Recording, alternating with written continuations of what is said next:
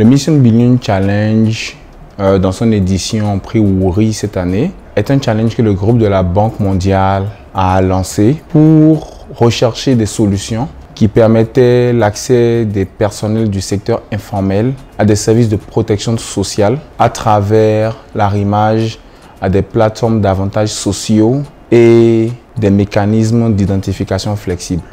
J'ai très vite compris que l'une des solutions sur lesquelles nous avions longtemps travaillé pouvait évoluer pour correspondre aux ambitions de la Banque mondiale. Donc on a quand même eu un peu de temps pour faire évoluer notre projet, lui donner un contenu qui pouvait adresser les challenges de ce concours. Et on a pris le temps de postuler, comme tout le monde d'ailleurs. Et à la fin, on a obtenu le résultat qui est le nôtre, c'est-à-dire sélectionner parmi les 2 qui vont bénéficier de l'accompagnement de la Banque mondiale pour la mise en place de notre projet, avec la volonté d'atteindre un large éventail de populations en termes d'impact. Via les réseaux sociaux, ce qui est paradoxal, c'est que je suis une personne qui est contre les challenges et les concours.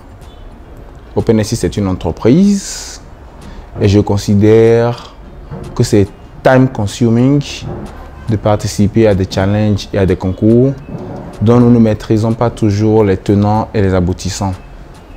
Mais j'ai senti dans la présentation du concours que les grilles d'analyse et d'évaluation étaient claires et transparentes. J'ai aussi perçu le fait que c'était pour nous une opportunité de mettre de la lumière sur un sujet que j'aime particulièrement et sur lequel j'ai beaucoup travaillé.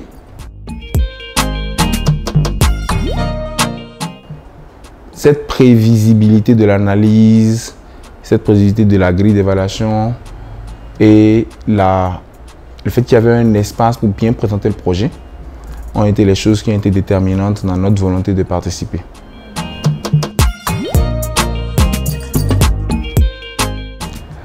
J'ai eu un seul moment de doute, notamment pour ce challenge, parce que je dois avouer que le formulaire était excessivement long. Je pense que j'ai dû mettre, en dehors de la phase conceptuelle, 1 semaine à le remplir, en travaillant tous les jours, pratiquement pendant 3 ou 4 heures de temps. J'ai dû mettre 1 semaine entière à le remplir. Et je pense que j'ai même été à un moment donné au point où j'ai failli l'abandonner. Mais je trouvais qu'il était pas très intelligent, qu'il n'aurait pas été très intelligent de ma part d'avoir une solution qui était déjà prête, en l'occurrence, parce que nous ne construisons pas notre solution. Elle est prête, elle existe, elle a fait l'objet d'un prototypage, elle a donné des résultats avec une autre agence des Nations Unies. Elle a même été en partie financée par elle et elle a même été identifiée parmi les solutions, en tout cas dans sa phase pilote, elle a été identifiée parmi les solutions qui pouvaient s'arrimer au challenge du concours. J'ai trouvé qu'il n'était pas très intelligent de ne pas mettre un peu plus d'efforts pour aller au bout de l'aventure. On n'a rien gagné. C'est ça qui est le plus important. Et ça explique justement ce qu'on disait tout à l'heure dans la participation au challenge. Le Mission Billion Challenge ne nous donne pas de l'argent à nous. Il finance un projet. Donc Gilles Kounou, OpenSea, on n'a rien gagné. Par contre, on a gagné l'opportunité de voir notre projet financé à hauteur de 150 000 $ pour faire de l'acquisition.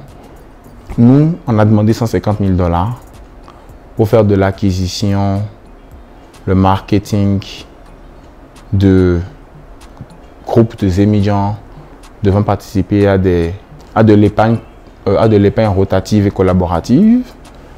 Cet argent servira également à financer l'acquisition de ressources informatiques, notamment des développeurs pour améliorer notre solution, la rendre robuste, sécurisée et par la même occasion financer le développement d'un système de crédit 100% digital. Et on a gagné aussi une certaine notoriété, un accompagnement de la Banque mondiale, un accompagnement d'un expert, des Google Developer Experts, qui sont un groupe d'experts sur les technologies de développement et qui travaillent avec Google. Donc ça, ce sont les choses qui vont arriver. Et on a gagné la présence de la Banque mondiale qui peut nous permettre de développer notre projet de pays en pays tant que les conditions de mise en place sont réunies. Et dans notre cas particulier, d'avoir une institution comme celle-là qui peut nous permettre de mettre un peu plus de lumière sur un sujet comme la tontine qui est souvent comme un tabou, un objet non identifié dans le monde de la finance, que tout le monde pratique mais que personne ne reconnaît.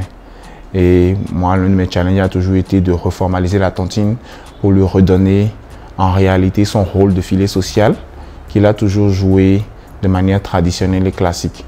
Le numérique nous en offre heureusement l'opportunité, la Banque mondiale aussi.